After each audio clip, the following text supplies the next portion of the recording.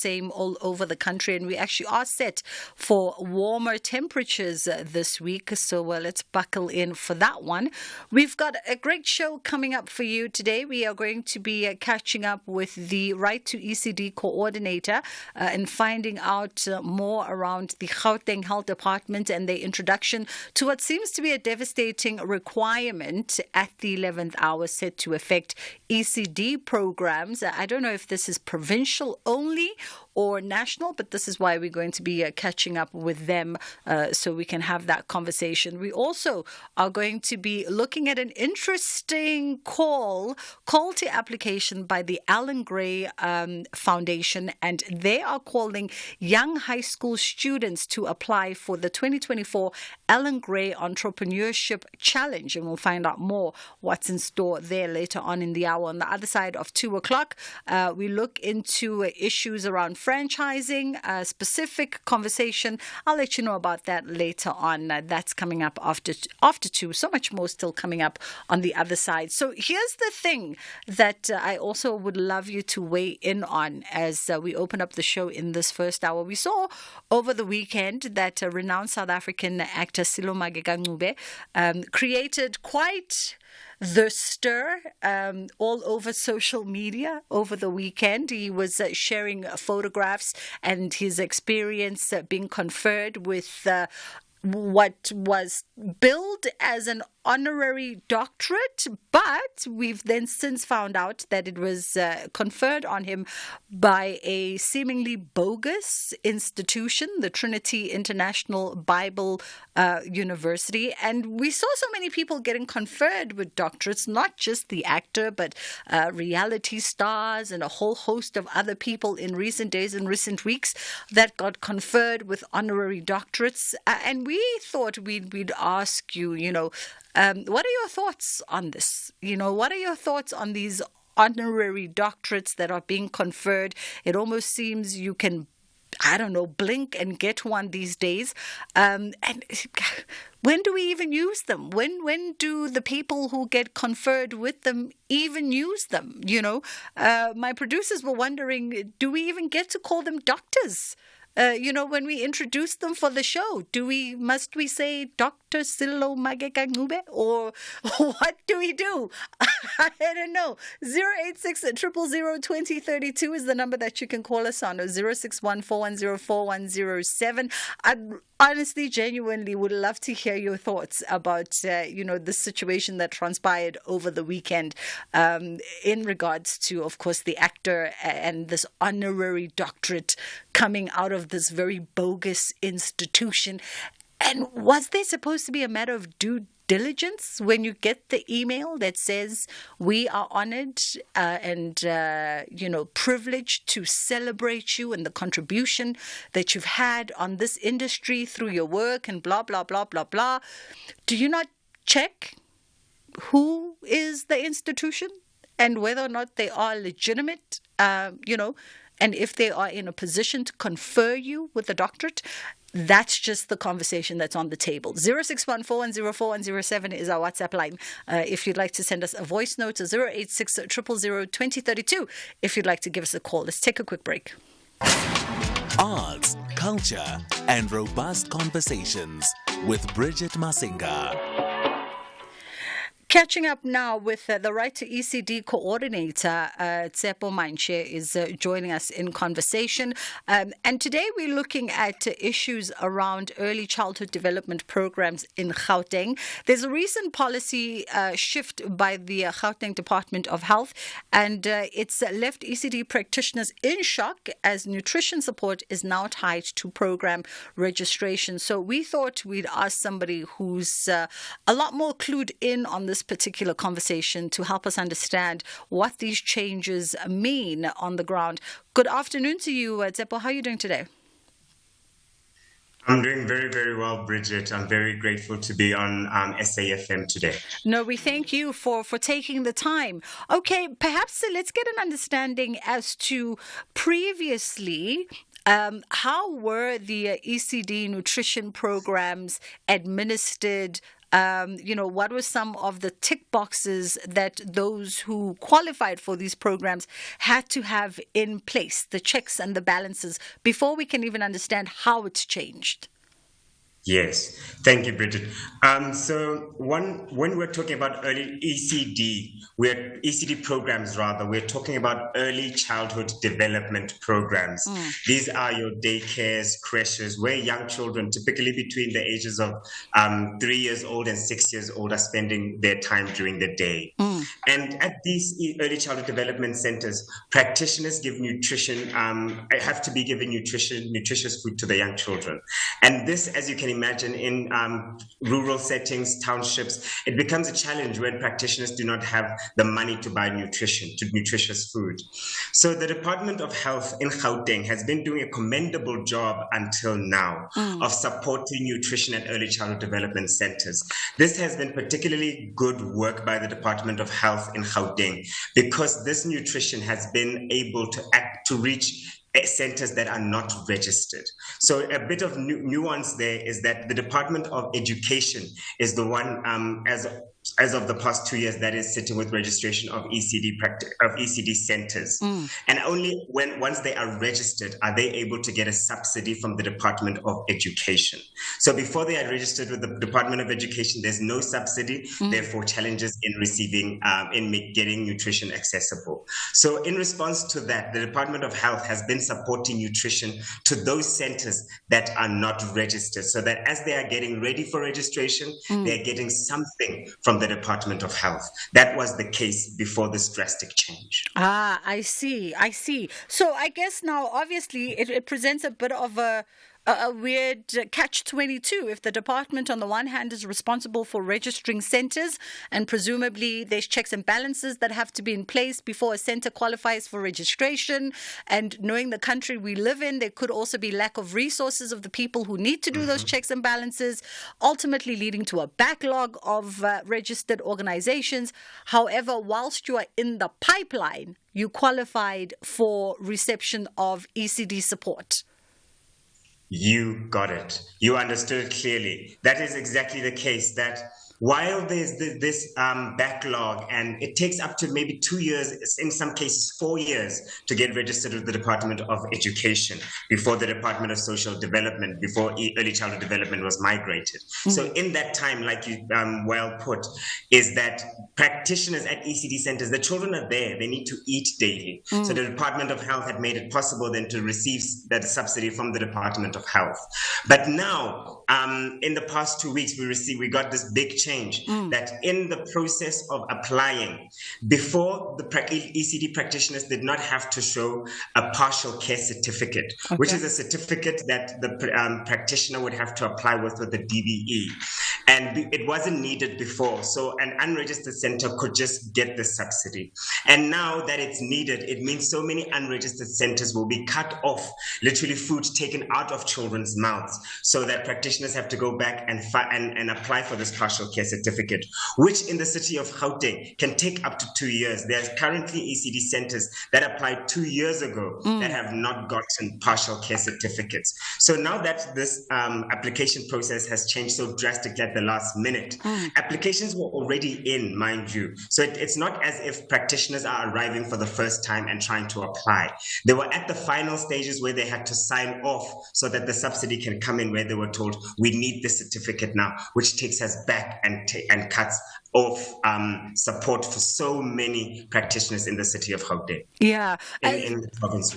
So when it comes to, Tsepo, when it comes to this partial certificate that's now needed in order to get this support, I wonder then, what is the justification? What is the department saying that motivated their change to now requiring this particular certificate? Yes. Bridget, it has not necessarily been communicated as clearly to the early childhood development sector as we would have liked it to. Particularly, there was no consultation before the change was made at all. And secondly, there was no reasonable time frame or warning given for this change. The change was done, and that was that, and practitioners had to deal.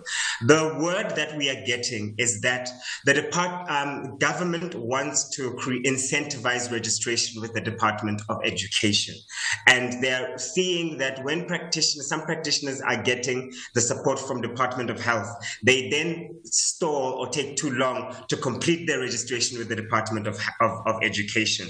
So now they're saying that they want practitioners to they want to incentivize the registration with the DBE. But the challenge is that, Bridget, the DBE registration is overly onerous, which is the reason why practitioners have been unable to register with ease. They are pulled from pillar to post, from one department to the next. They need to get floor plans of their centers, which can cost thousands of money from an architect. They need to get clearances. They need to get infrastructure support and everything else that a practitioner does not have who's starting from scratch. So the DBE registration is already so overly onerous that it's so challenging to complete that. And I mean, I can completely what's the word? I can sympathize with the challenges, particularly if you're starting out and you're trying to, set up your ECD. And then on the one hand, though, just some of the things that you've listed, for instance, that need to be in place, things like floor plans and clearances, etc. That also speaks largely to the safety of the environment, right? If you are a childminder of such young children, essentially you yourself, your staff, and everything else needs to be proper and in place to avoid all kinds of incidents. Is there a middle ground in your conversations? Is there a middle ground of how you all could progress forward with practitioners that have these things in place or are in the process of having these things in place but need the administrative process expedited so that they can actually open their doors, function, and give support to children where needed? Yes. The really straightforward answer is a simplification of the registration process. There needs to be a one-stop shop for registration for ECD practitioners and ECD centers to be registered.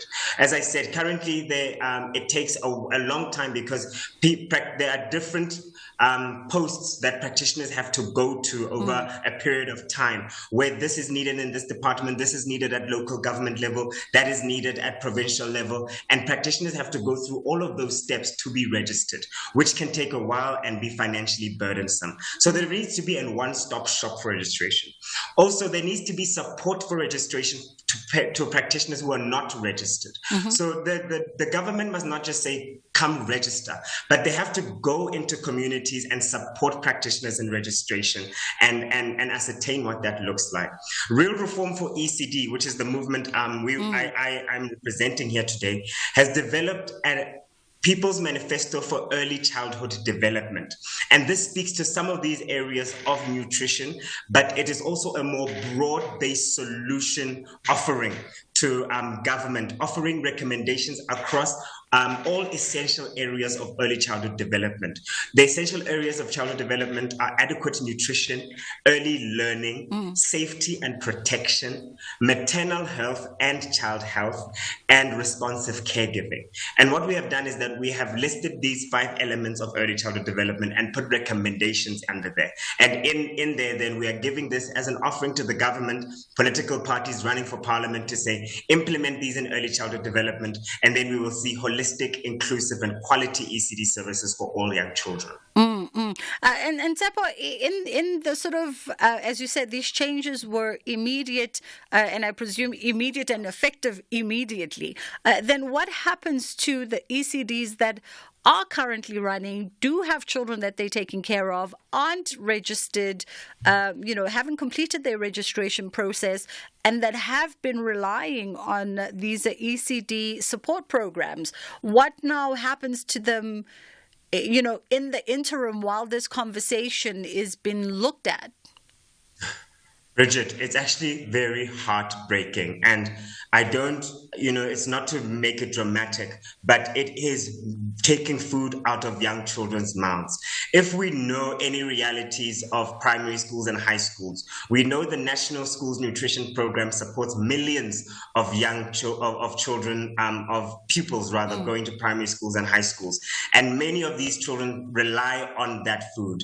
Now, only cast your imagination on the 0 to 6 year old and what dependency they would have.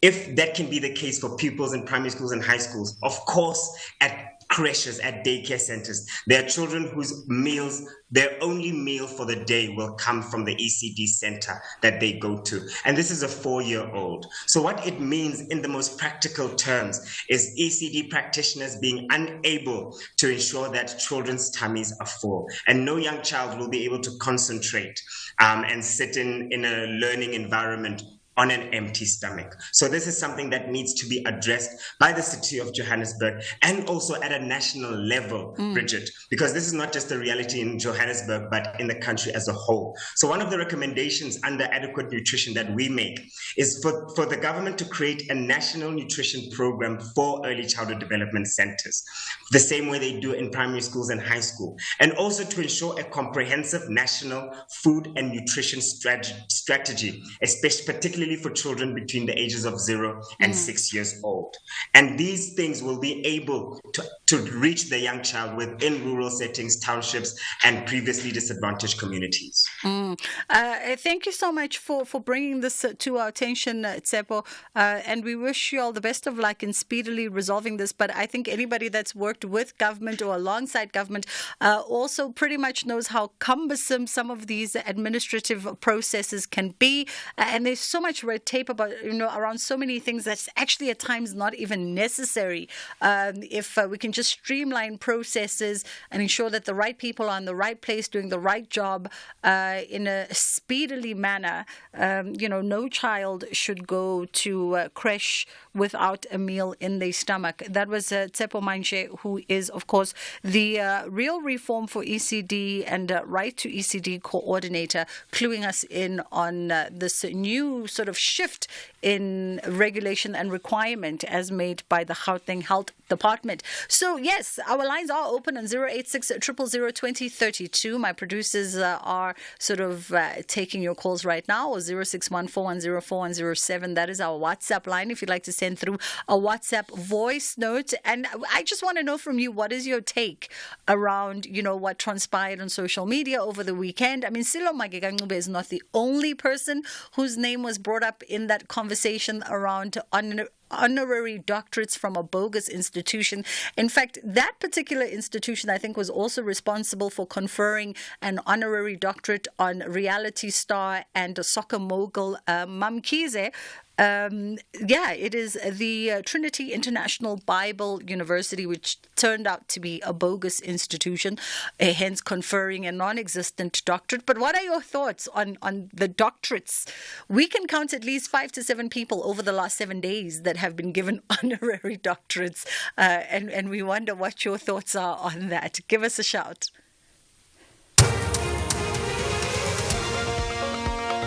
News making headlines for this hour. The Defence Counsel in the Senzo Meyiwa murder case in the High Court in Pretoria has alleged that Longwe Twala is the one who murdered the Bafana Bafana captain. Tulane Ngomezulu, who represents accused Muzi Sibia, has been cross-examined by the investigating officer, Sergeant Bato Mohola. In other news, the DA in Mpumalanga is accusing the Provincial Department of Public Works of delaying the completion of the Mpumalanga International Fresh Produce Market in Mbombela. The fresh produce market was supposed to be completed in 2020. And lastly, the leader of Papua New Guinea says President Joe Biden made a slip of the tongue when he suggested his long-lost uncle had been eaten by Papuan cannibals in the Second World War. Biden's relative went missing after his plane crashed off the East Asian nation. I'll be back at 2 with more news. For SFM News, I'm Eva Chipa.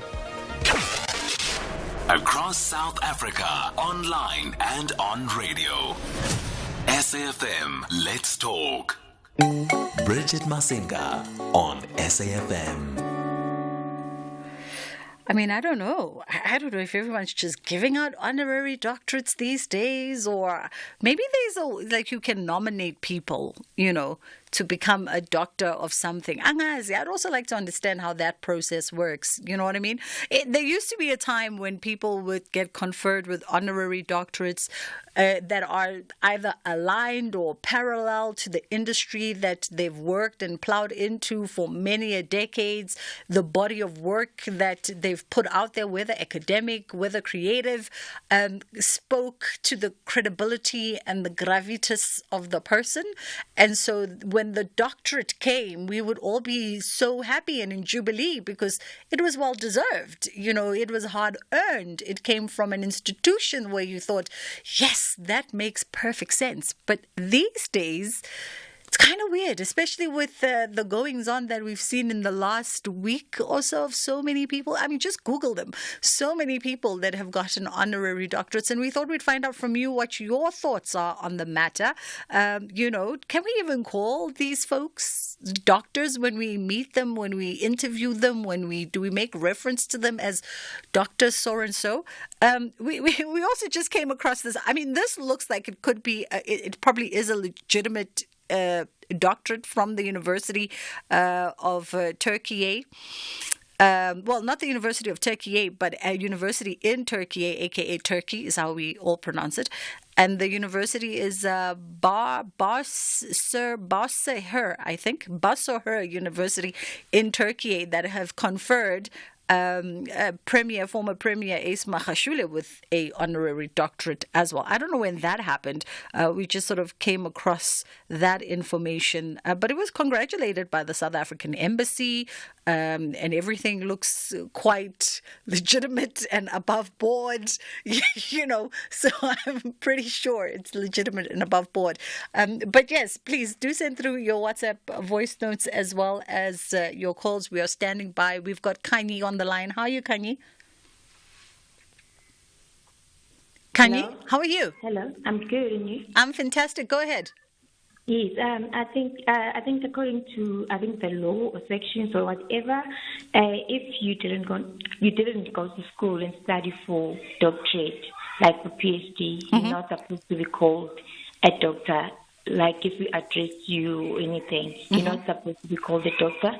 I think also you need to start with the politicians because there are a lot of politicians which like given PhD without a doctrine, without even going to school and search for it. Yeah. So I think they need to create a certificate, an honorary certificate that can be given to those who they need to be honored. Like if you want to honor someone, they need to create a different certificate because people really sweat for this doctorate and people are just given nothing nowadays. All right. Yes. Thank you. Yeah. Thank you, Kanye. That was Kanye in Mpumalanga. Kanye says to us, she thinks that legally we can't call you doctor if you did not graduate with the PhD or obviously went to, medical school in order to earn that doctor. So it's just a celebratory title that you get to use. Sammy in Polokwane. Sammy on the line. Good afternoon, Bridget. How are you? I'm okay. Go ahead. Bridget, personally, I believe that honorary doctorates are making a mockery of people who have studied and they've done academic research in order to gain those titles. It's a mockery. But let's forget about what I think. According to SAQA, South African Qualification Authority. Yeah. And honorary doctorate doesn't mean anything. It has got no value. According to SAQA, not according to me. According to SAQA, you cannot use it. You cannot use the title. Okay. It means nothing. So we cannot introduce you as Dr. Mama. Like maybe if you were to invite Rebecca Maludi, yeah, sure, you can introduce the Dr. Rebecca Maludi, but she cannot use it. Like maybe when she's filling up a form where it's Miss Doctor Professor, she cannot use doctor.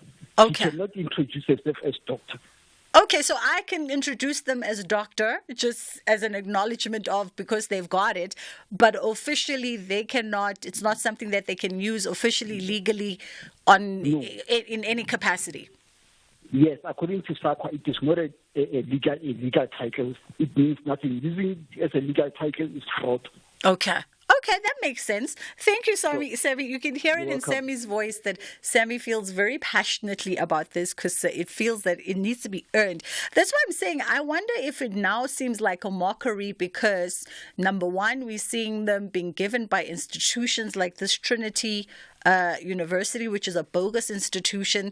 It's misaligned to the person and the profession at which they've been they've been engaged in for X amount of time. Because before, it used to be given to, like we said, living legends, people of stature, people for whatever reasons. I don't know. I'm just thinking people for whatever reasons didn't go through that academic process, but they work and the work that they produce in their chosen field and sectors have contributed immensely to that discipline. And so they were being acknowledged and honored by a university and preferably the respective faculty in that university that spoke to that specific thing.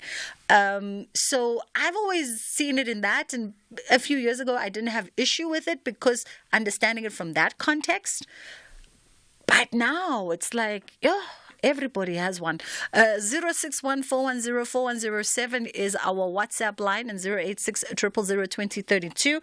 On WhatsApp, you say, "Good afternoon, Bridget. Who would do this to Archie? I mean, people are being honored in sports and society for leadership roles and skills. In my own opinion, Mr. Blade Mzimande got it wrong with Mr. Silo. Not every doctrine must be under the system of education. Just imagine a PhD in Sangomas." Brian, I think there could probably be a PhD for, well, maybe not Sangomas, but Inyanga, because they deal in herbs. So whatever that academic study might be one day, if someone wants to get into it, you could maybe justify it. But yeah, I don't know about this particular situation. Anyway, hopefully we can play some of your voice notes now. And someone said, couldn't he get a PhD in arts? And I think that's the point I was driving to. If it came from an institution that we regarded highly in the arts and creative world, if it came from WITS, for instance, it would make sense if it came from the WITS Department of Arts, Design, and what. It would make sense. But it was just so misaligned. WhatsApp, is WhatsApp ready? Let's go to WhatsApp. Good afternoon, it's Ike here. Actually, I listened to the same topic on the same radio station a couple of years ago.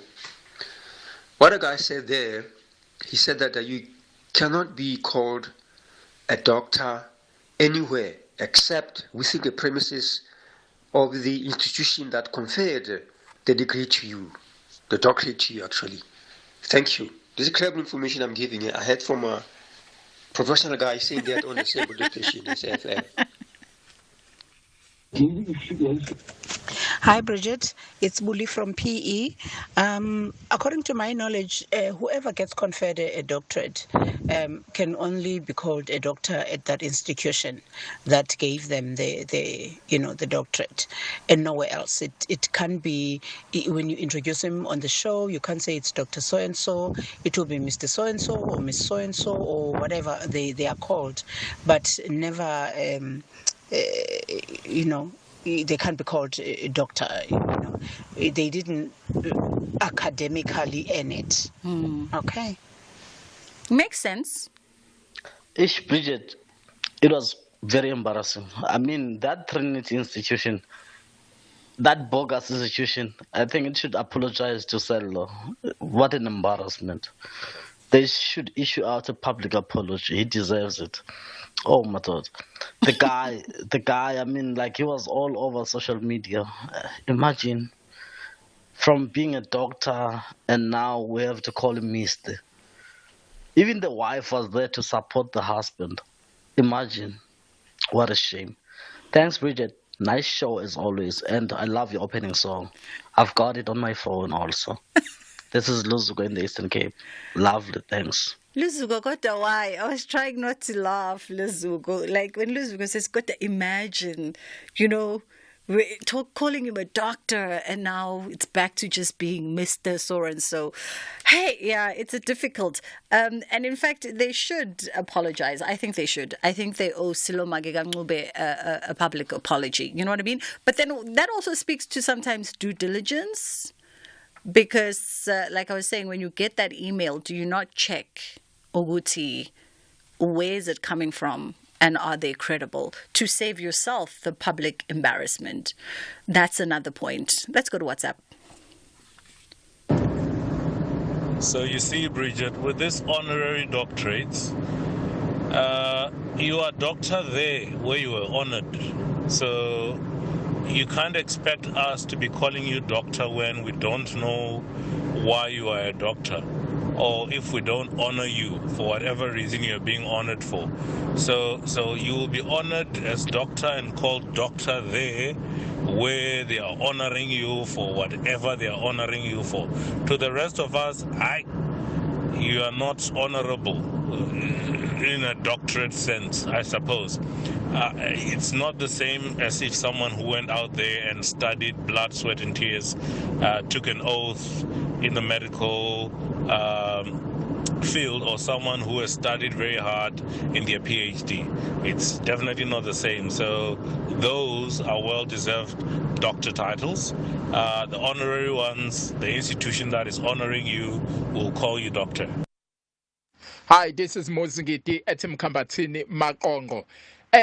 I'm very confused about this doctorate, especially it's given to the big people like the politician, and they are illegally academic schools, that they usually given this certificate to advertise, their academic. I don't think it is so very seriously. This is Mozingiti at Makongo. Hello, Bridget. My thing about these qualifications and PhDs is, in the olden days, I remember when my father tried to explain it to me, he said, people like Michael Faraday, people who have never had any formal education, but till today, Michael Faraday's method of generating electricity is what we use. It is what ESCOM uses. So at the end of the day, since Michael Faraday has achieved something that otherwise you would be able to achieve by having a doctorate. So most of what scientific discoveries were done by people with doctorates, but Michael Faraday, who did not have any formal schooling, was able to formulate a way to generate electricity. Those kinds of people who have achieved on their own without any academic research or academic success, are able to achieve something that is achieved by people who have gone through the academic structures. That is what I understood it to be. But if it has lost that concept, then it's a mockery of an original PhD. And you see, you eloquently explain the thing I was trying to also, because in my elementary understanding, without the history and the context of when, how it all began, what you are saying exactly how I initially understood why and when people got conferred with this doctorate honor. And it's losing that essence now. If anybody everywhere willy-nilly is just going to get one, and it's not. And I'm not saying, by the way, that the great actor and thespian that is Silo Magegangube, I know we used him as an example today because he was the one that was on social media trending over this weekend. I'm not saying that as a thespian, as an actor, he does not deserve an accolade of this magnitude. He absolutely does. From an institution, however, that respects the field and the sector in which he practices, and to honor him in a way that is right, not what happened to him this weekend. We've got my next guest is standing on the line quickly, and we're going to be catching up with Marcel Manikum, who is the project lead of the Alan Gray Entrepreneurship Challenge. And the Alan Gray Orbis Foundation has launched its 2024 Gamified Entrepreneurship Challenge for high school students from across Southern Africa. And it's calling on students to participate in this year's challenge. He's going to give us some context. How are you doing, Marcel? Hi, Bridget. Good, thanks. And you? I'm fantastic, thank you. All right, give us some context. This is the 8th year for this particular challenge. Give us a rundown on, why it was initially started. Yes, thank you very much. It is the 8th year indeed. We're very excited about what we have coming this year. So just to give you a bit of background, in Southern Africa, there's this exciting project, which is the Alan Gray Entrepreneurship Challenge, and it's all about encouraging young people to think like entrepreneurs. We refer to it as AJAC in short, but the challenge isn't just a competition. It's a long-term journey where we're trying to teach young folks how to think creatively and make a difference in their communities through entrepreneurial thinking. I think what makes it special is that we use gaming to actually embed that kind of thinking and learning opportunity within high schoolers. Yeah. And over the years, you've seen in excess of 20,000 high schoolers from across the SADC region participating in this particular one. Let us know how it sort of rolls out in picture. What does the challenge look like?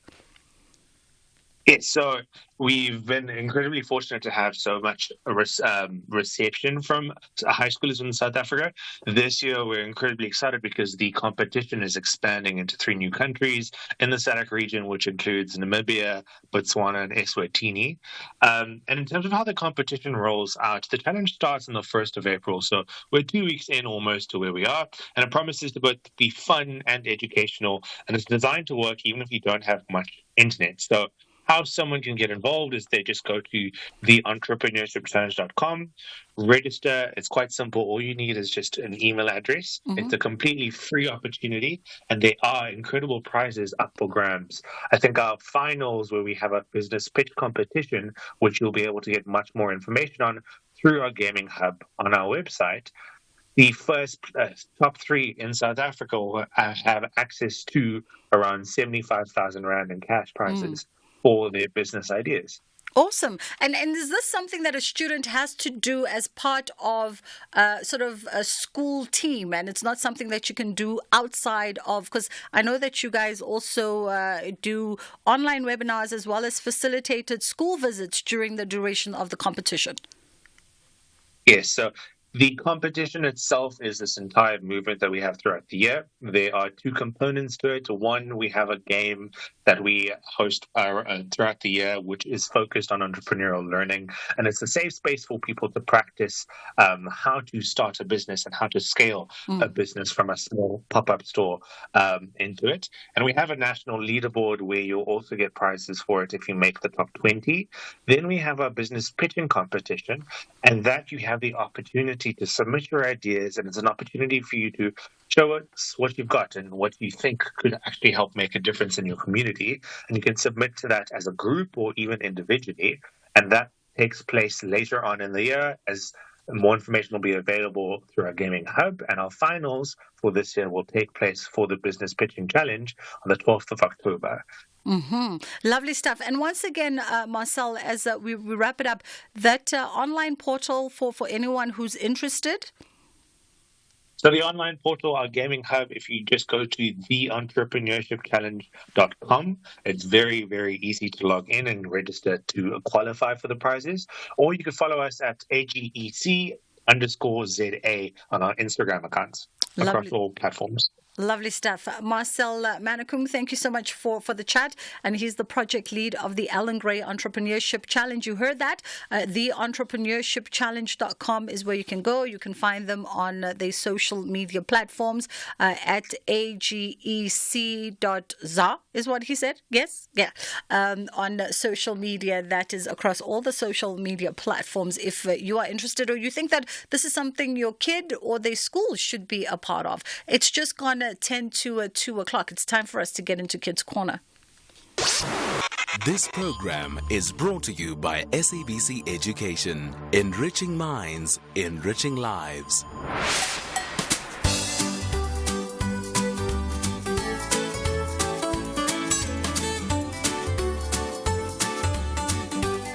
Hello, everybody. My name is Tuli Philemon. I do try to preserve the earth, and I do encourage others to also help preserve the earth. But what I do is, I recycle. And how I feel we can also help change and preserve the earth is going with electric cars, driving with electric cars. Instead of using cars that pollute the environment, we should go with bicycles or scooters or maybe even walk, because that's also a little help with exercise. We can also turn to renewable energy to stop coal power plants and nuclear power plants from polluting the atmosphere and the air. And lastly, we should not pollute the environment, of course, should not pollute the oceans, because that kills a lot of marine life. And lastly, if we're gonna burn trash, we should burn it during the night instead of the day, because it does not affect the atmosphere during the day as it does during the night. What I think will happen if we don't preserve the earth is that, of course, our ozone layer will, of course, fade away, I guess. The air would be very polluted, the environment would be very dirty, it would be very expensive and costly to maintain the environment, as we've already destroyed it. We wouldn't be able to take probably deep breaths because the air is just dirty. Our skies wouldn't be beautiful and blue. We wouldn't be able to swim in our lovely oceans as they're gonna be polluted. The environment is gonna be full of trash and litter and a lot of that. Some of the activities that harm us are coal power plants, nuclear power plants, non-electric cars, basically fuel podcasts like diesel or petrol cars, and plastic manufacturing factories. How I feel like the young ones can also help preserve the earth is by making them aware about these things, on how to conserve our environment while they're still young, so that they can teach their future generations, and this teaching may carry on for generations so that the earth may be preserved. We should also have a day where we dedicate and honor our earth. Hello everyone, I'm Mushfika Talib and I'm 12 years old. We are all people living on earth, so it's our duty to keep earth clean, healthy and as safe as possible. But most people are still ruining our earth by doing non-eco-friendly acts. We need to save and protect our earth. But how? Well, here's 5 good ways we can protect our earth. Number 1, reduce, reuse, and recycle. Cut down on things you usually throw away. Follow the 3 R's to conserve natural resources and landfill space. Number 2, start to plant trees. Trees provide food and oxygen. They help save energy, clean the air, and help combat climate change. Number 3, do some volunteer work. Volunteer for cleanups in your community. You can get involved in protecting your watershed too. Number 4, use long-lasting light bulbs. Energy-efficient light bulbs reduce greenhouse gas emissions. Also, flip the switch when you leave the room. And number 5, educate those around you about saving our planet. When you further your own education, you can help others understand the importance and the value of our natural resources. And that's 5 easy ways you could protect our earth. Thank you for listening. Stay safe. Good day, everyone. My name is Zamunga Zamiana and I'm 12 years old. Today I'm going to be talking about Earth Day. And yes, today is Earth Day. And in order for us to invest in our planet, we must reduce the amount of trash we produce. And when you go to the store and buy sandwiches and drinks, I prefer you buy it in a reusable container. Also avoid using throwaway containers. Thank you for listening and bye for now. My name is Orisitsa Nemakanga. I'm 12 years old. What we could do is we could save water and we could also save electricity and, things like that to help the planet. How I will celebrate this day is by saving the planet more than I do on normal days. Greetings to you. My name is Oremo. Yes, I do deliberately take action to preserve the earth. For example, I never litter and I never waste my food. I think the things that will help preserve the earth is if we stop pollution like water pollution, because we need healthy water so that we can drink and be healthy. And we also need to stop air pollution because we need to breathe in safe air. Also, we mustn't litter because littering is also very bad for the environment. If we don't preserve the earth, I think what will happen is the air will get more dusty and you will be breathing in less healthy air, and the water you drink will be healthy and make you become sick. And some of the activities which are harmful to the environment is throwing, littering, water pollution, air pollution. So I think that we can stop pollution. Thank you so much for listening to me. Bye. Greetings, my name is Muchisma Peters. Yes, I do. I can do things like reuse, and recycle. Cut down on what you throw away. Volunteer for cleanups in your community. Educate. Conserve water. Choose sustainable. Shop wisely. Use long-lasting bulbs. Also plant a tree.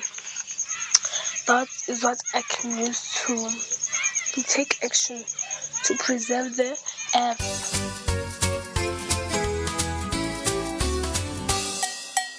Hello friends and happy Monday.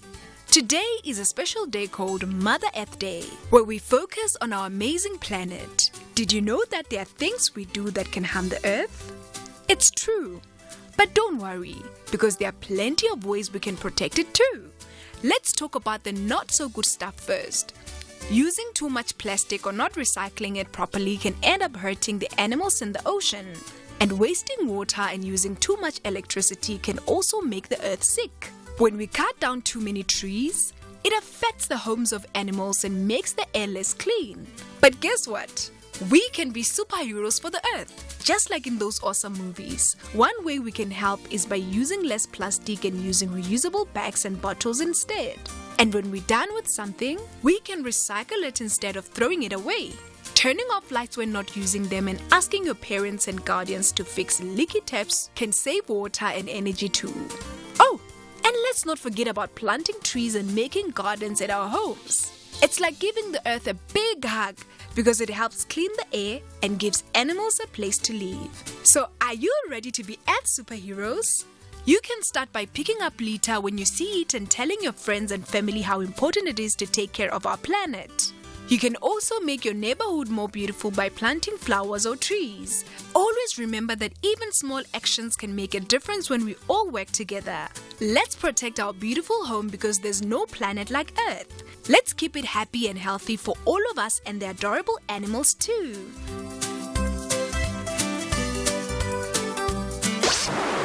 This program was brought to you by SABC Education.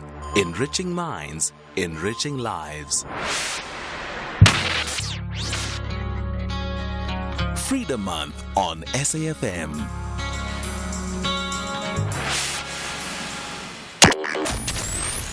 Here, there, and everywhere. SAFM 106.6 FM in Bloemfontein.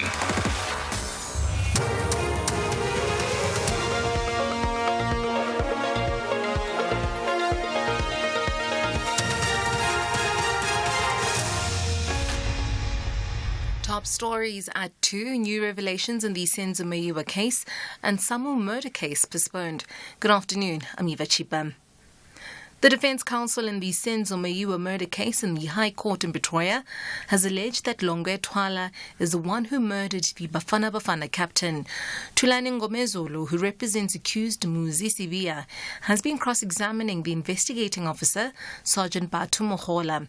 Twala was not in court as the 5 men are on trial for gunning down Mayiwa in 2014. Ngomezulu says Twala allegedly fired the shot. This is contained in the defense case.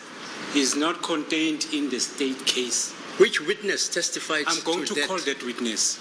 The person who killed Senzo Meyiwa is not here amongst these 5. Senzo was shot, according to the evidence that I have as a defense. He was shot when he was separating Longwe and Zandi, who were fighting. The Employment and Labour Minister, Thulas Nxesi, says the aim of the Labour Activation Programme, which has been launched in the Free State, is to create short and long-term jobs. He says this can only be achieved through growing the economy and says unemployed graduates still lack skills. Nxesi says this is where his department comes in. This program is about the massification of skills of our young people in the different industries, from agriculture to ICT, to tourism, to construction and so on, where these young people will be trained for between, let's say, 12 to 36 months, but also these young people will also be attached to some job post-training where they can be able to get the experience. It's a massive program. In other news, the DA in Mpumalanga is accusing the Provincial Department of Public Works of delaying the completion of the Mpumalanga International Fresh Produce Market. The Fresh Produce Market was supposed to be completed in 2020. DA's Mpumalanga Provincial Leader, Trudy Morgan, says the department promised the project will be functioning by the end of March, but this is not the case.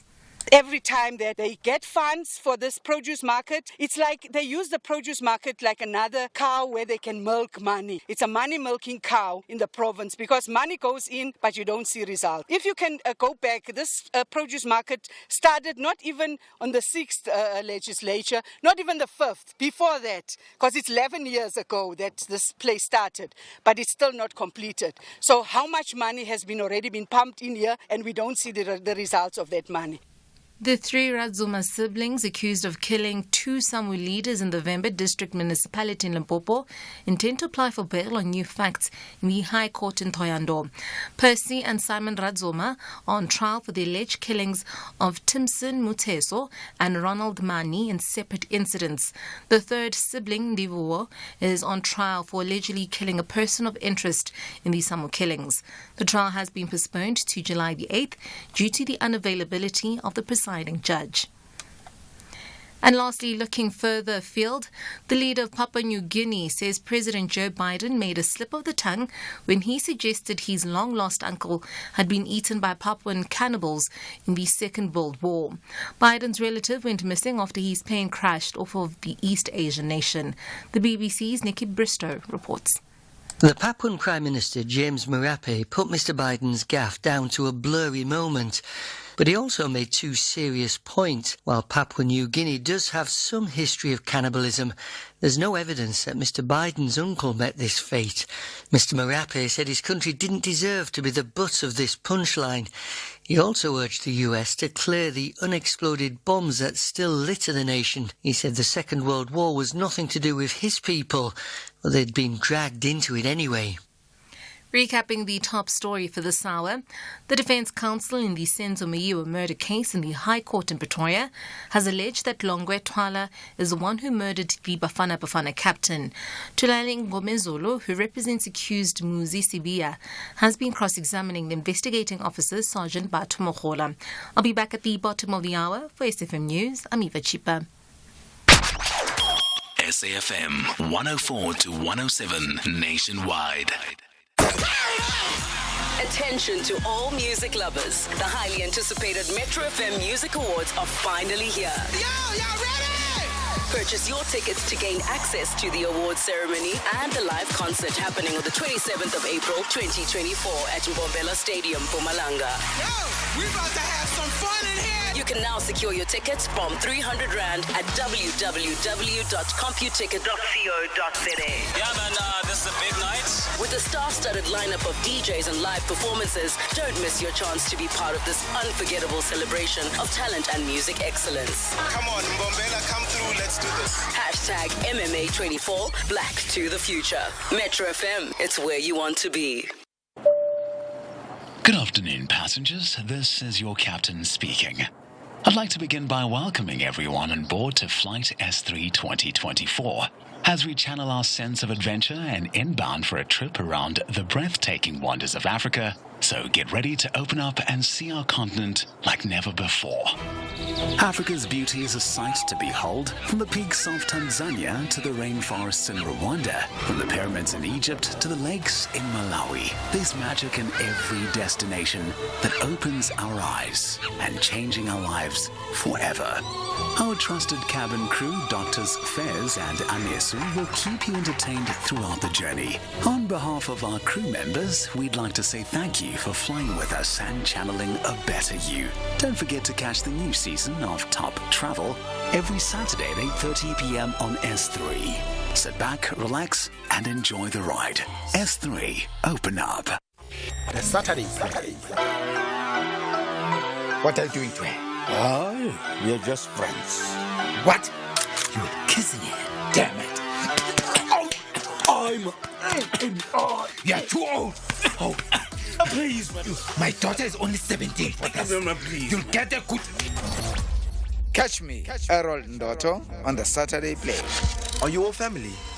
I'm her father, and this is my ex-wife, Paul's mother.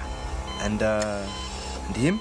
No, he's not family. He's just a useless, toothless dog. Sir, catch the Saturday play between 9 and 10 p.m. Only on SAFM. The Full Circle with Bridget Masinga, Monday to Friday, 1 to 3 p.m.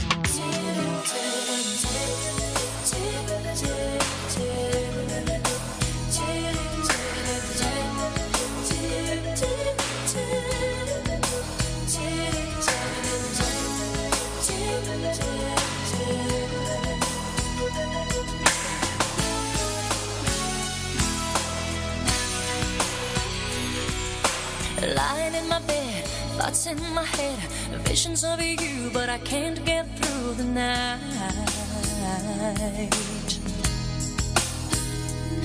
So pick up the phone, I know you're home. You're playing with my heart and you know that it just ain't right.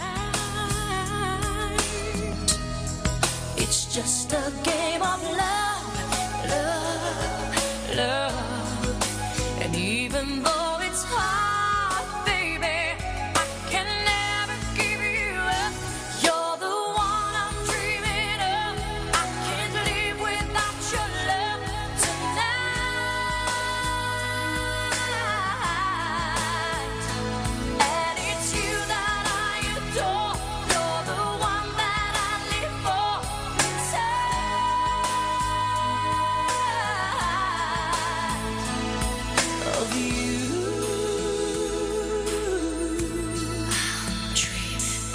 I got in the car, but I didn't get far, 'cause the radio played every song that I sang with you.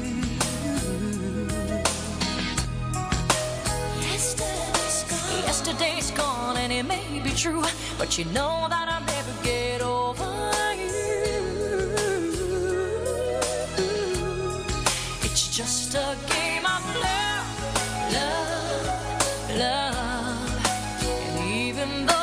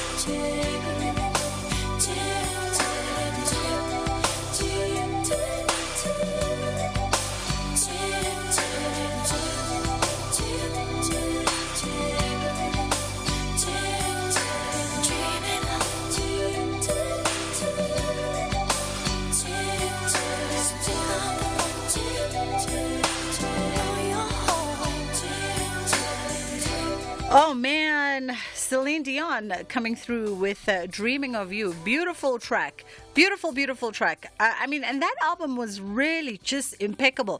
I think it's probably one of the best Celine Dion albums of all time, in my humblest opinion. I'm just trying to remember. It could have been self-titled. I'm trying to remember what it was called. It could have just been Celine Dion. Falling Into You. Yes, that was it. Falling Into You was the name of that particular one. It had hit after hit after hit after hit. And she's just so... she just had the spirit, man. She has this light effervescence about herself. I think if you grew up at a particular era, especially, when talk shows were the thing, Abo, Oprah, particularly Celine Dion was always there, and she was always just a hoot and a riot, right? And you didn't expect it from one of the greatest vocal divas of our time, but she's just such a character of a human being. And for anybody who caught her in Vegas, I am so envious of you for catching, that tour. And she was in Vegas for many years. It just seemed like the thing that you want to do in your lifetime. And hopefully she'll be back on stage sooner rather than later. That was Celine Dion right there with Dreaming of You. That's how we enter 2 o'clock. It's fast approaching 2:15. And we thought we'd catch up with Fred Makatu, who's the CEO of the Franchise Association of South Africa in this hour. And we're just delving into the world of franchising in South Africa. Right, we thought we'd look at a whole host of things. So maybe if you have some questions around, franchising, how to get started, some resources that maybe you've heard of and you need some clarification, or some resources that you've used that you've found helpful in your journey to being a franchisee or franchisor, you're more than welcome to share that information. 061-410-4107 is our WhatsApp line if you want to send through a WhatsApp voice note, or 086 000 2032. Let's take a quick break. We'll be right back. Arts, culture, and robust conversations with Bridget Masinga. It's the full circle with myself, Bridget Masinga, on SAFM, leading the conversation with you this afternoon. And we've got Fred Makatu, who's the CEO of the Franchise Association of South Africa. How are you, Fred? You good? Fred? Can hear you. I can hear you now. Are you good? Can't complain. Happy to hear from you and joining you in the conversation as usual. Thank you so much for making the time. We appreciate it a lot. And I guess I want to have an almost broad conversation around franchising in South Africa. It's still very much a business model that a lot of people are interested in from what I'm seeing. What is it that continues to make it, very attractive to both astute and established business people, but also novice entrepreneurs who are looking to get into business the first time? Maybe let me just start where we come from. Mm-hmm. The association was established in 1979. I'm saying this because I want to put it into a perspective that this is not new. Mm.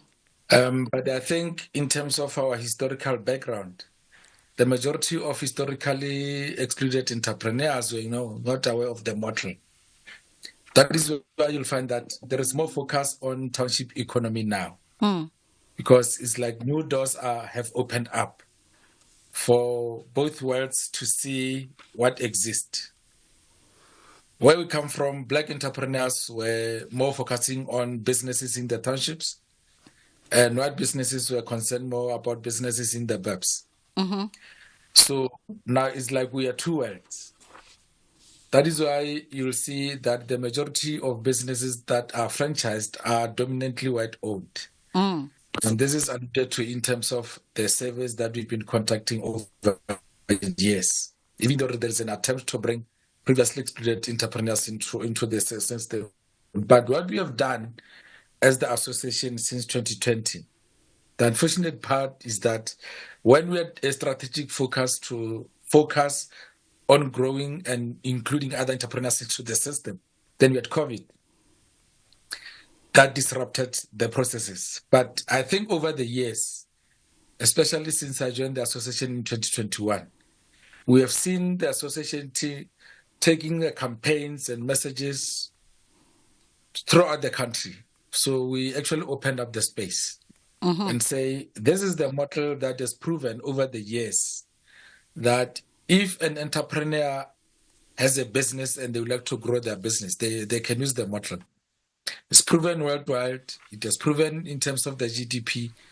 But now we are saying to the aspirant entrepreneurs, this is the model that you can use. Then let's learn from those that have been doing it over the years. And that's the whole idea. That is why we also have consultants who have dedicated their businesses in ensuring that they coach or they mentor businesses to make them franchisable. The business on its own, it creates two things. One is sustainable. It cannot just think like any other independent business. Two, it creates legacy. We know that the biggest brands in the world now are more of family businesses that have been doing well over 100 years. So we have an opportunity to create brands that are sustainable, that will exist for a long time, but also they create legacies for our children and our grandchildren. And you bring up, you know, the potential and the opportunity within township economies, Fred. Are we at that time now where we can actually start looking at township businesses, for instance, that have stood the test of time, you know, started by Ndate, whoever, Ndate Sidibe, you know, in Middlelands, and has stood the test of time and resonates with the community, identifiable with the community? Are we at that point now where we can approach businesses like that and say, actually, Ndate Sidibe, have you ever thought of maybe looking at a franchising model for your business? In order to tick all those things that you talk about, a business that's foolproof, sustainable, identifiable, community-driven, you know, and work at building franchises that come out of the township instead of just plugging brands into the township that we already know of? Shocked to learn that entrepreneurs in the townships that have branches. Right? If you are in Soweto, you'll find a business person who's got a brand that exists in Shawelo, they've got a branch in Mofolo, they've got a branch in Naledi, they've got a branch in Pimville and all the stuff. So that on its own, it shows an entrepreneur who's got the capacity to grow their businesses. But through branches, if anything happens to that entrepreneur, all those branches, they die. So we have a number of businesses that exist in the townships that could actually be franchised. We just need them to open up and come forward. And we have those that are coming forward to say, how do I get my business franchised? And we are working with those.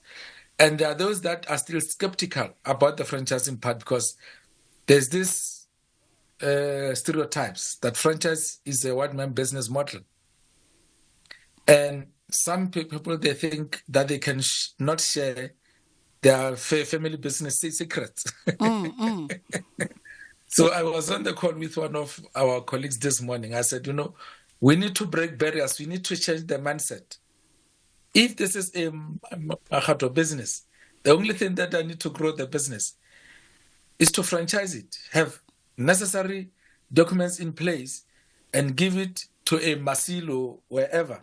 I'm in 4 ways now. I can give it to a Masilo either in Dudupsliot or Oliven or Cosmo City or Alexander or Townships if they're interested and they can run the business.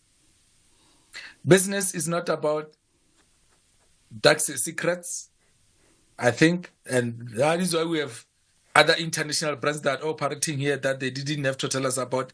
So some things that they do in the back door, and those businesses are thriving. So we need to change the mindset and think that because Fred has started a business, it's a family business that no one should know about. Now we should get into a mode where we say, I have a business, I need this business to grow, and I need this brand to work for me. Because you work for a brand for some years, can be 5 to 10 years, but thereafter the brand should work for you. Yes, so we have businesses in the township that are thriving, that have the potential to grow. Then we just need to come up and say, how do I grow my business? Let me put forward and ask, maybe, is there a challenge on the way of, I see the initiative of the business owner coming to you, I see that angle and that side, but is there a challenge for the Franchise Association of South Africa and I guess other similar bodies to identify businesses and maybe proactively then approach those businesses and try to, as you say, break the barriers and change the mindset? I think my cell phone number is the well-known number in the country now. You think, Fred? Because I say I don't work on Poppy. This is the phone number that I'm hired to do the job. There's the phone number. Call me if you want to franchise your business, if you need more information, if you need guidance. Everywhere I go, I give my cell phone number. But you'll be amazed that the majority of entrepreneurs, they choose to remain quiet. And some of the businesses that can actually start to operate, some they look for government funding. So when you have a business, great business owners will tell you that they started the business from nothing. So you just have to take 10 rand there, you grow it by 1 rand, you grow it by 5 rand, then you buy this. But then you have the majority of our entrepreneurs who says, no, I cannot get funding from government because there's this perception that government should fund everybody and anybody who wants to go into the business. But I think that we just need to have proper avenues. As the association now, we are embarking on breakfast. We launch breakfasts through our towns. We do all this kind of sorts. We have the virtual monthly network session, and you'll see the uptake is very low from entrepreneurs.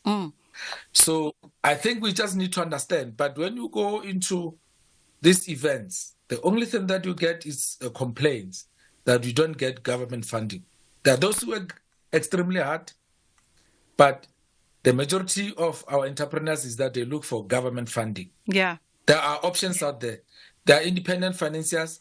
All banks are our members. We are engaging with them. They bring tailored solutions, but we should get away from government must fund us. We should come up with ways of how to fund our businesses. And maybe then, Fred, that also speaks to maybe the knowledge or the lack of knowledge that's out there, because and you segue us nicely into talking about the challenges that prospective franchisees face, because a lot of people will have that exact conversation.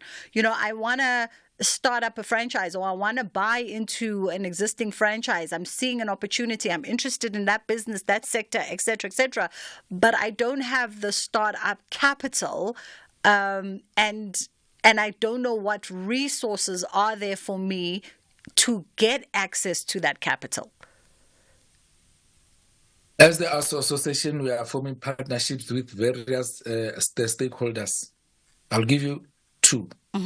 The Department of Small Business Development. They have CIFA, they've got CEDA, and we have taken complaints from our members who were able to access franchisees, but those franchisees couldn't get funding either from the banks, but we find that the resources at those institutions, CIFA and CEDA, also don't help. That is why you'll see now most of our communications are with the Department of Small Business. We are saying, we need to deal with this kind of issues where we help entrepreneurs to access funding at the right time, because these delays, they actually kill businesses, they actually kill job opportunities, they kill investment opportunities. So I think the minister has taken it upon her department to streamline issues. That is why there is an attempt now, I think, to restructure both.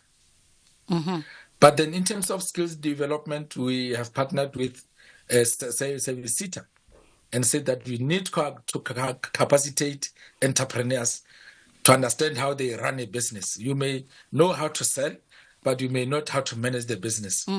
So we need to capacitate these entrepreneurs to have the necessary skills to run a business, because if you want to franchise a business, you must ensure that you understand the processes. That is why with SITA, we also have the franchise manager occupational training module, where now we want entrepreneurs to take that module so that you understand the processes of running a franchise business.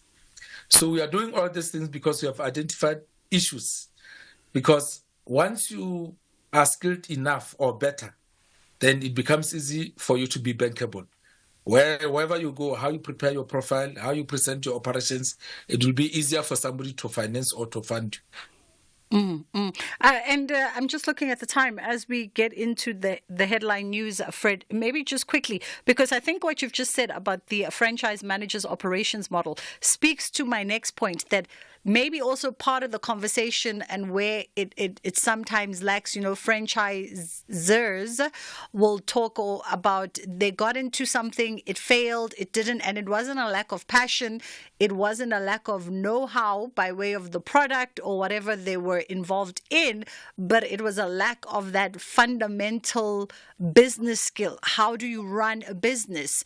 Which sometimes needs to maybe, and I don't know, needs to be taught beforehand, before I even approach a BP for, a garage. I need to first know how to run a business. Yes, so I think you have nailed it on, because that is why we have these modules, and there'll be more that are coming in.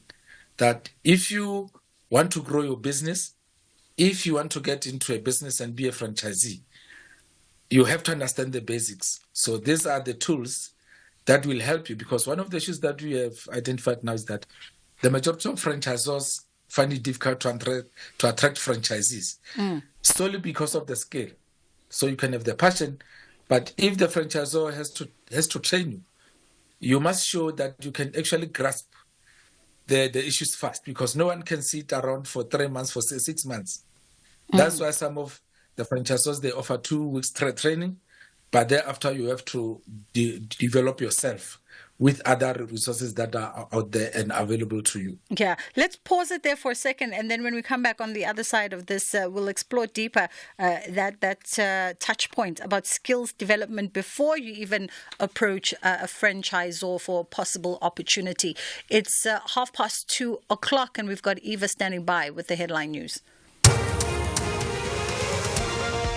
In news making headlines for this hour, ANC Secretary General Fikile Mbalula has accused the judge in the trademark case of focusing on politics rather than facts pertaining to the ownership of Mkonto Sizwe. This after the High Court in Durban dismissed the ANC's case on the basis that the party did not contest the matter at the inception of the registration of the MK party. In other news, the defense counsel in the Senzo Moyo murder case in the High Court in Pretoria has alleged that Longwe Twala is the one who murdered the Bafana Bafana captain. Tulani Ngomezulu, who represents accused Muzi Sibia, has been cross-examining the investigating officer, Sergeant Batu Mohola. And lastly, a 5.5 magnitude earthquake has struck Taiwan's eastern county of Haolian. There are no immediate reports of damage. I'll be back at 3 with more news for SFM News. I'm Eva Chipa. Bridget Masinga on SAFM. Living your best life on the Full Circle. That is exactly what we try to get you to do, right? Is to tap into your fullest potential at any given time. And this afternoon, we thought that we'd take a look at the conversation around franchising with the CEO of the Franchise Association of South Africa. There's definite power there, the power of franchising. In fact, it's provided employment, and this was the survey that was released last year showed that the industry had increased its contribution to a gross domestic product from 10% to 15% over the past 10 years through over 700 franchise systems and over 45,000 franchise outlets, making it very much a significant contributor to the South African economy, contributing in the region of 999 billion rands. So just a few shy of a trillion rands right there. And it speaks to opportunity, Fred. And one wants to see people get into franchises. You were saying earlier on that you'd meet people, they're apprehensive whether to get in, whether to franchise their own businesses. And I think sometimes the apprehension conversation comes from self-doubt and doubting the skills, the professional skills that you have in your arsenal before even taking that risk. I think it goes back to our educational system. Then let's not shy away from that. And that is why our approach now is that we need to rope in the Department of Basic Education and TVS colleges, and if needs be, universities, because we need to instill in our people entrepreneurial skill from young age. If you look at the majority of students who are at varsities now, they come from poor backgrounds, and the whole idea is to get a job, get education, get a job, and uplift my family. Then there's no time to experiment in starting a business that could take longer. So we need to break that chain where our people look for employment rather than create businesses that are sustainable. So the self-doubt, yes, is engraved in our people's systems, because if you don't earn, then you go hungry. Yeah. So we have to create a system over time.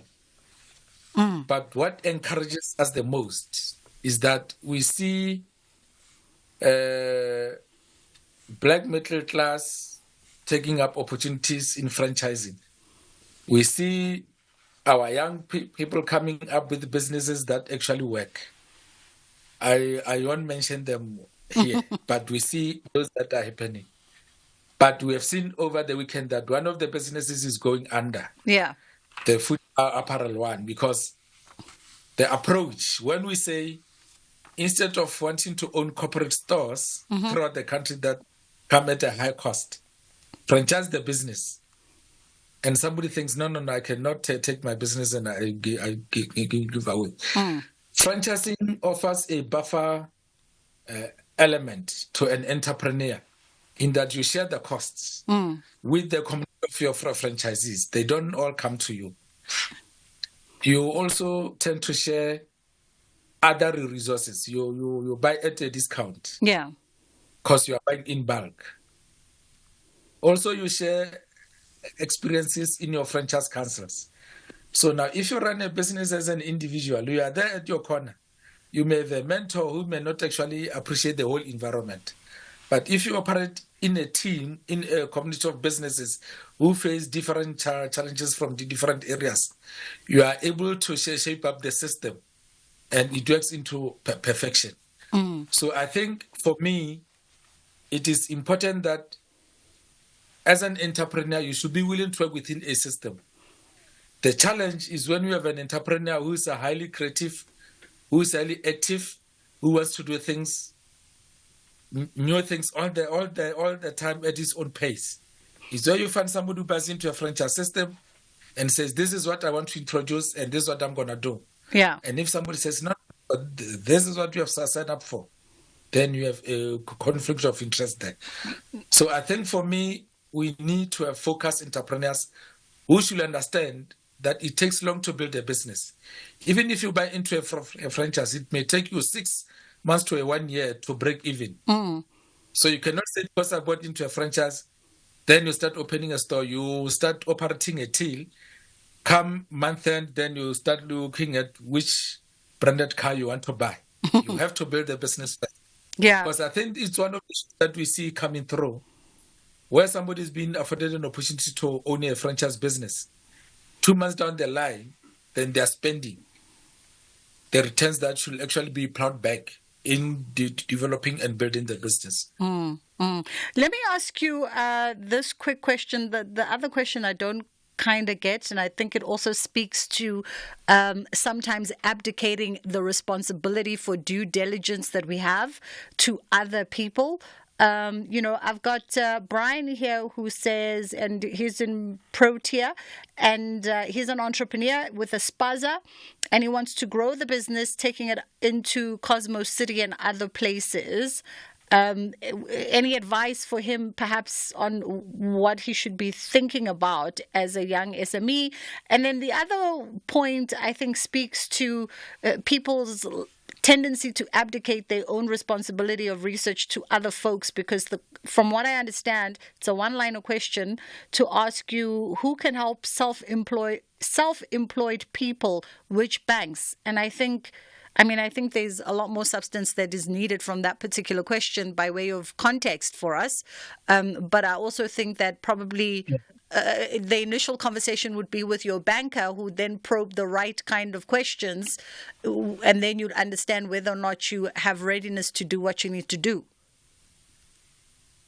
Then let me start with the issue of the guy who wants to grow this Paza shop into other townships.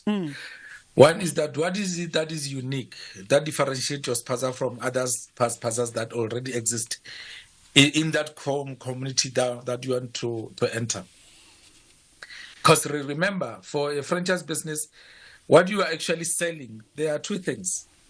Is the intellectual property and the service that you are offering. So if you want to transport an unbranded entity into an area where there are thousands and thousands of unbranded stores of the same, what impact would you create? Two, I think in terms of the research, you cannot abdicate that role to anyone, because you should consume the information firsthand. That is why it's a requirement that you, as a potential franchisee, you have to interact and visit other franchise sites, interact with the franchisees that exist in the system, to have first-hand experience, share information. If you send Fred to go and do research for you, I can give you information that I feel is good for you. But as an entrepreneur, you also understand what other questions you need to ask yourself. That also relates on how you run the business. You cannot get a franchise business now you want it managed by somebody. You cannot treat a franchise business as a side hustle. You cannot. Most franchise businesses that went under is because somebody gets a franchise, then they work somewhere, then they want somebody to manage that business. You cannot actually make somebody to look after your money. Yeah. You have to look after your money. That is your investment. No, I hear you, Fred. As we finish it up, okay, for those that might want a little bit more information or to access more information about that franchise manager's operations model you spoke of in partnership with CETA, and of course I do know that you also have the franchising expo coming up in July. Give us a portal, an easy access portal where people can go and click through to all the relevant information that they need to be reading before they ever even start approaching their banks. First thing first, Thursday the 25th, we have the virtual network session. 50 Rand entry, just a small amount to manage it. Click, go to our website, go to events. You'll find those items. Easy to click. Awesome. Those who want to call me, invite me for coffee. As you know, in Joburg, we do coffee. 083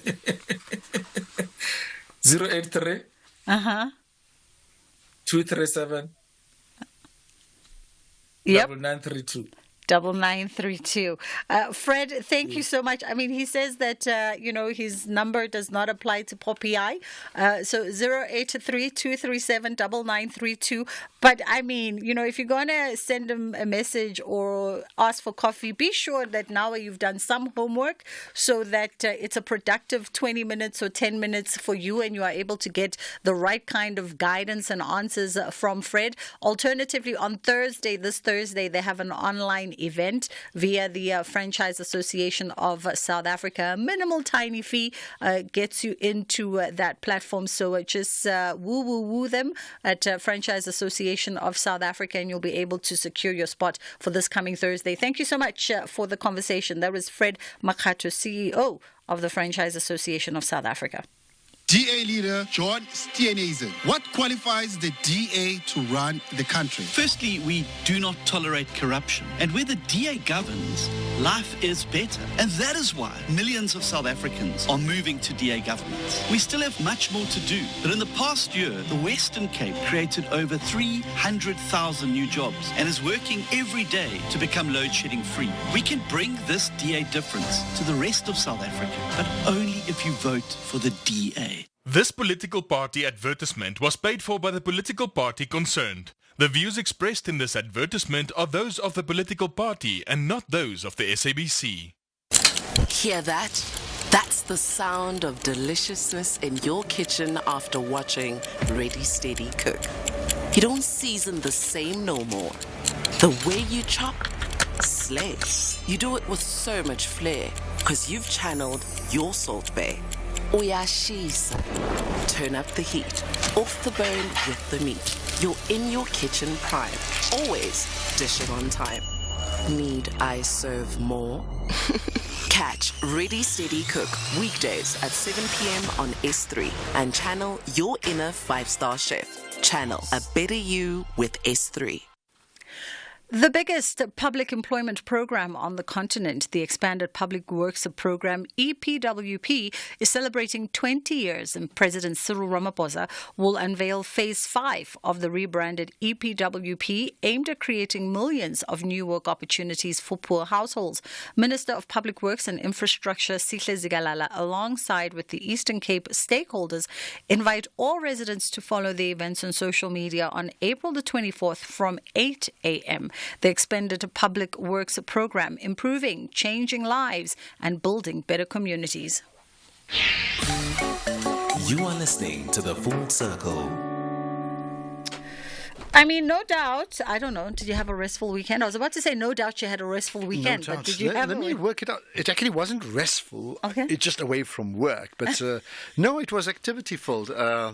Lots of shopping. Okay, good activity. Lots of shopping, lots of watching sport, and I play paddle. The sport. Oh, you do paddle? What? Yeah, I play paddle. I play Saturday and Sunday. Really? So, yeah. Okay, somebody needs to get me into that because Trevor Noah's besties all live in like a 5-kilometer radius from my place, and they all go to the paddle court that's around the corner from me. Which is where? I'm not going to say because there's like a queue already marching to your place. You know what I mean? Anyway, yeah. But it seems like so much fun. It's the fastest growing sport in the world. I've heard so. And it is undoubtedly the fastest growing sport in South Africa. Really? And it is absolutely mushroomed. What a wow. To the point that they have a paddle party. People may just vote for them. No.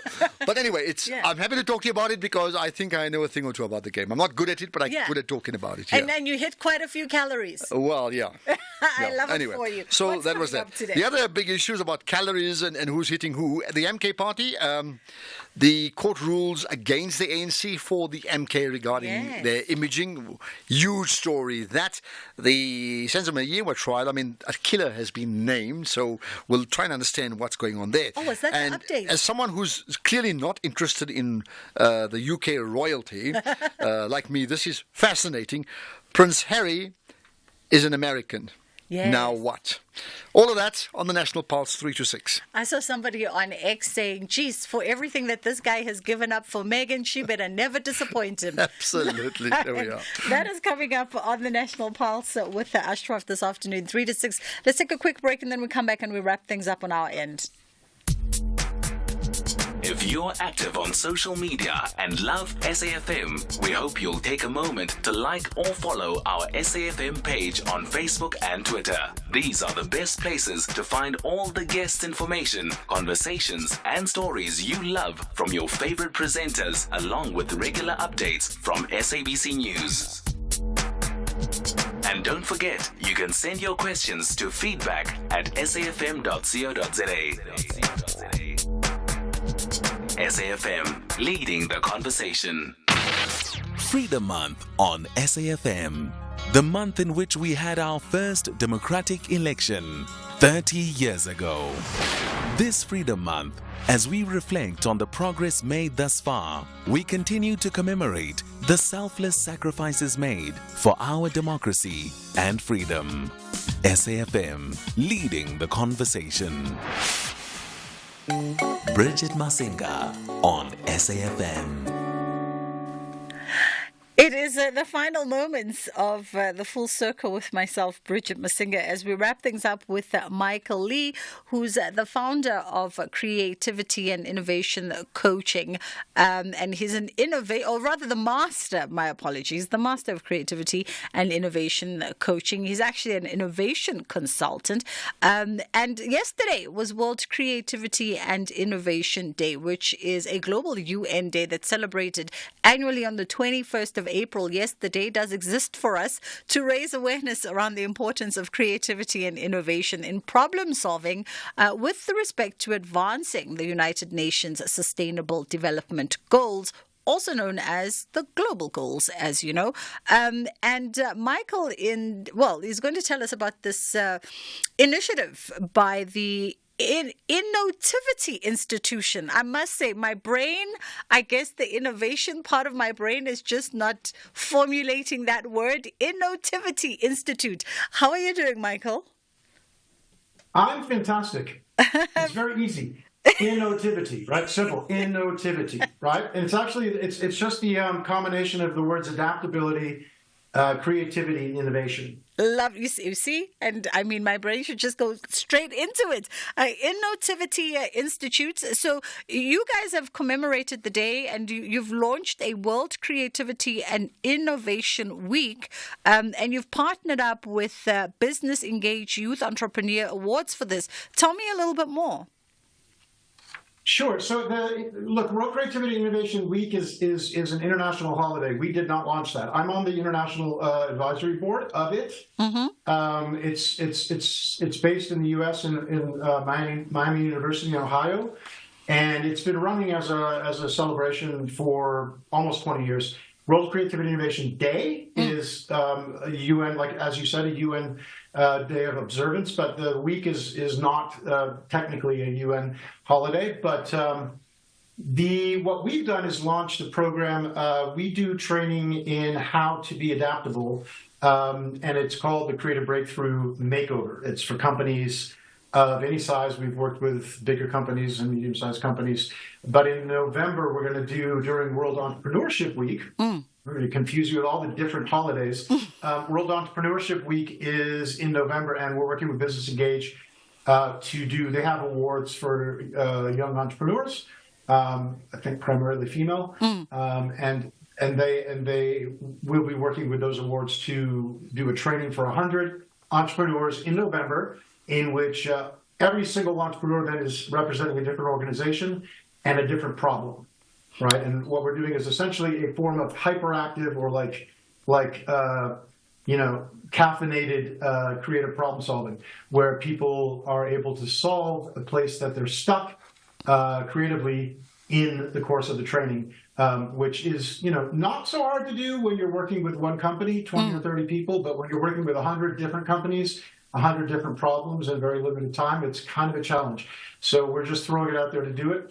It's never been done before by us or anybody. Tony Robbins does thousands of people, but it's really more of motivational stuff and getting people inspired. But we're talking about actually solving real problems where they come out at the end of the day going, oh, I have an insight on something that I was stuck on for a year or 5 years. Yeah. And we've touched base previously last year around how entrepreneurs and business particularly can tap into innovation and creativity for this exact purpose.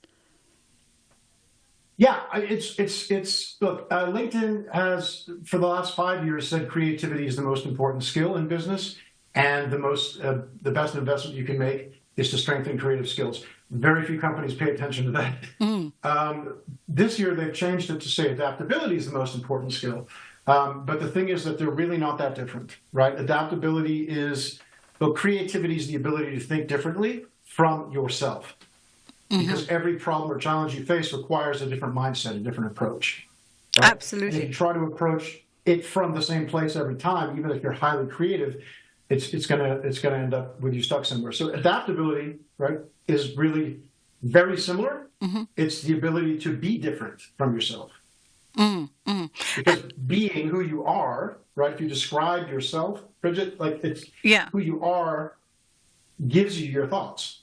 So adaptability leads to creativity, leads to the action of innovation.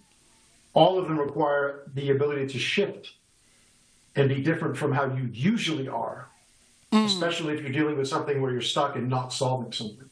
Absolutely. Now, you say you said that this is going to be a high impact sort of session, the creative breakthrough, not a traditional training is how you've built it. Tell me, how do you then, sort of get people and organizations unstuck rapidly? Because I would think that if the essence of who you are informs your adaptability, ultimately informing your creativity and innovation, it's very hard to get people to move from the essence of who they are in order to see things a little bit different, let alone to sort of do that as a snap reaction. Well, it's a very good point, and that's why I'm saying November is going to be an exciting challenge because it's much easier to do in a team where everybody's focused on one thing, right?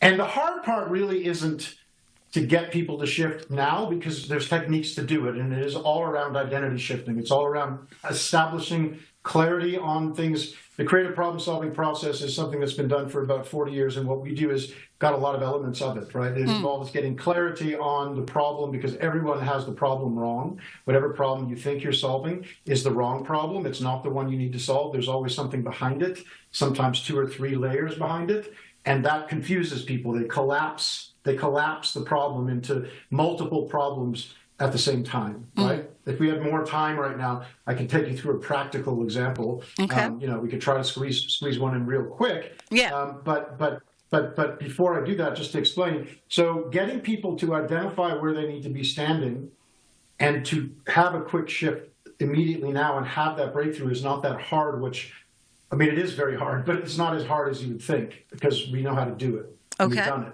And every time we do it, it works. But what's really actually super hard is to get them to maintain that, right? That's the hard part, because, they'll want to snap back to what they're used to.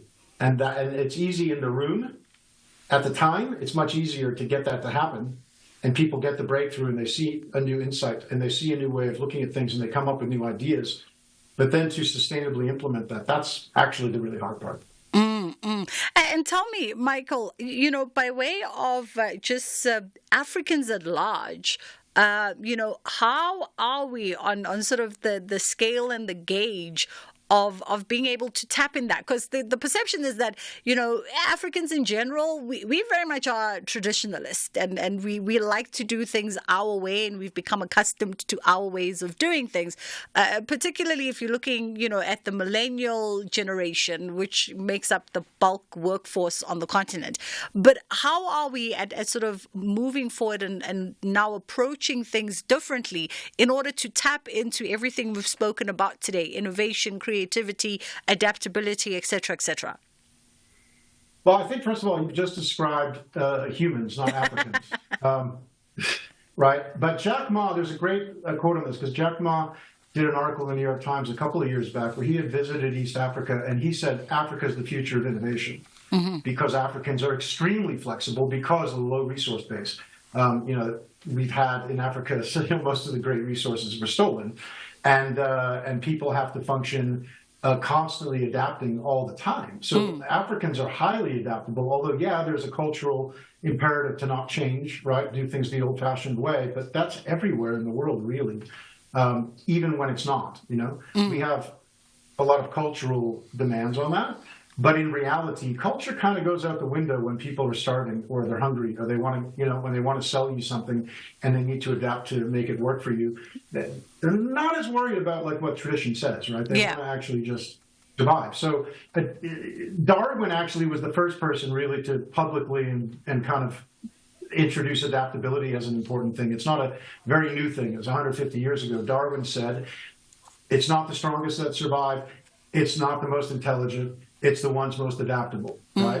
And I think that applies to your question. Africans, great, but when we need to adapt, they're going to adapt. And Africans are better at it, actually, because they have to adapt a lot, and the more demand there is to have to deal with, no power.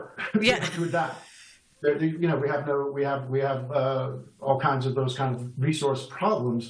Then we have to adapt. People say in the U.S., where I'm originally from, they don't understand the whole concept of what we call load shedding. Right? To them, it's like what So they expect power to work. Right? Yeah. So. Yeah. Okay, point well taken.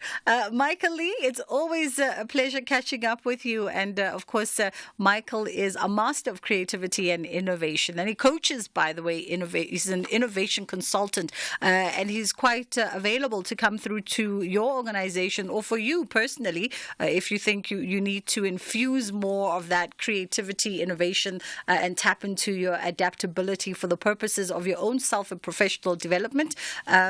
And you can find Michael. If you want his details, you can always send us a message as well, and we'll get you his professional details and link you up or link your organization up. From myself and my team, that's how we wrap it up today. Thank you so much for choosing to be in conversation with us on this beautiful pseudo-summer's day in Johannesburg. Ashraf is going to take you through what's on the agenda on the National Pulse between 3 and 6 o'clock. Yeah, I hope nothing bad ever happens between Meghan and the prince there, because really he has given up so much to be with her, and very interesting developments coming out of that Senzo Mayiwe situation. I'm sure we all hooked on that court case, but it will be nice to finally have a verdict on it sooner rather than later now, right? Yeah, I think so too. Long overdue. We will see you tomorrow, inshallah, God willing. Have a great day. The Saturday play. Hey, Lucy Pie. It's Mikado. What? Did he say anything? Oh, did he confess? No, he's dead. That went easier than I thought it would. We can finally have everything we've wanted.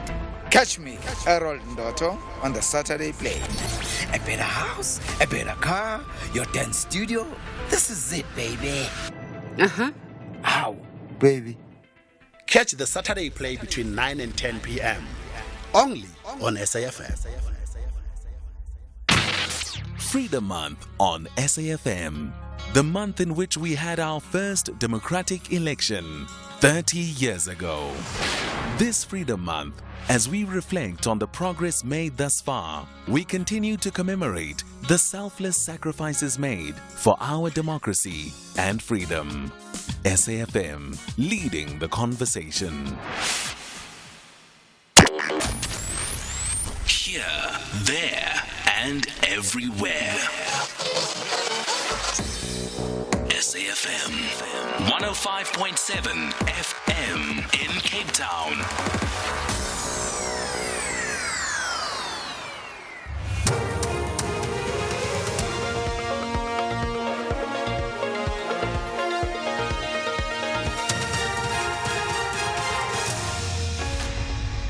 Top stories at 3. Mbalula responds to judgment handed down in the MK matter, and earthquake hits eastern parts of Taiwan.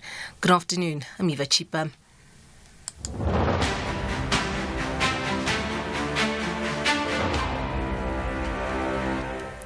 ANC Secretary-General Fikile Mbalula has accused the judge in the trademark case of focusing on politics rather than facts pertaining to the ownership of Umkhonto weSizwe.